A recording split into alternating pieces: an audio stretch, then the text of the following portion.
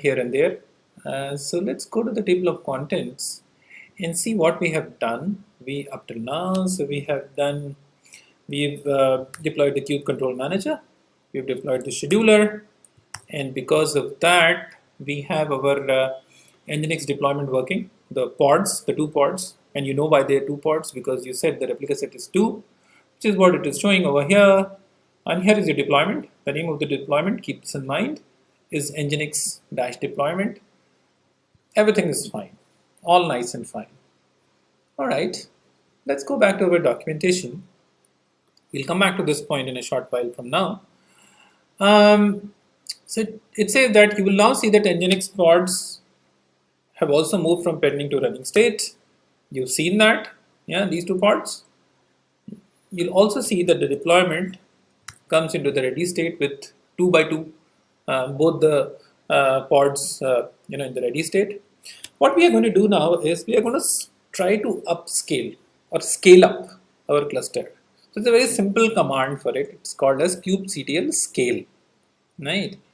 And see what happens. So we have 2 replicas of pod right now in our deployment. We'll try to scale it up to 5. So you should see 3 more pods coming up. Now before I run this command, right, what you need to see is quickly this, a little bit of syntax. So kubectl scale deployment, that's the way you scale up the deployment, and here you have to give the name of the deployment here, which is similar to the name that you have here, right? So this should show up as 5, and the replica set should show up as 5, and your pod should show up as 5, right? So let's do that, right? This has become 5, yeah, which is all fine. Lightning fast. The replica set has become 5, the deployments have become 5. If you wanted to scale it back to, let's say, 1, you don't need so many machines right now. See, it'll get terminated as well. Only 1 deployment. If you wanted to bring it back to its original state, you will see that the deployment will become 2, replica set will become 2, and you have a new Nginx deployment. So that, my dear friends, is it is that fast to change your deployments. Obviously, since we have only 1 machine right now, it is happening only in on this one particular machine. When we do this with the same thing with kubectl, we'll try and have multiple nodes in the cluster and see that how these pods get deployed on different machines. All right, so that is done. Playing around with the replicas is done. There's just one more thing which is left in the documentation, and that is about this.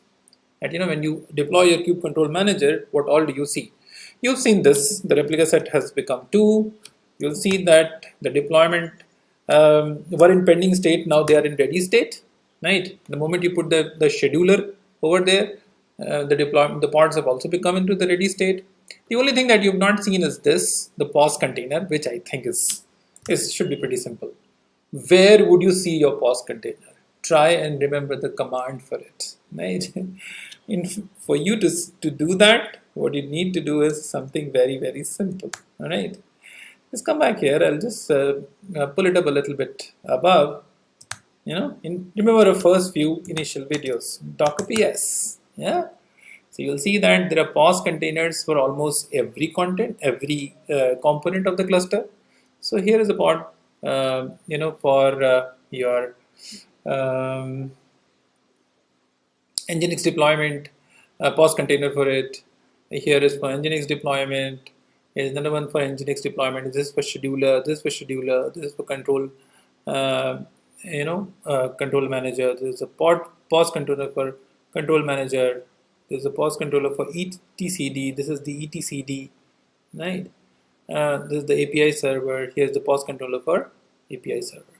So each one of these components have their corresponding pause controller, right? So that's what this point is saying, and it says that whatever we learned in the first video holds true, right? So we've done this and this as well. Excellent. From the next video onwards, we're going to start using the kube ADM command. All right. All right. So see you next time. Thank you.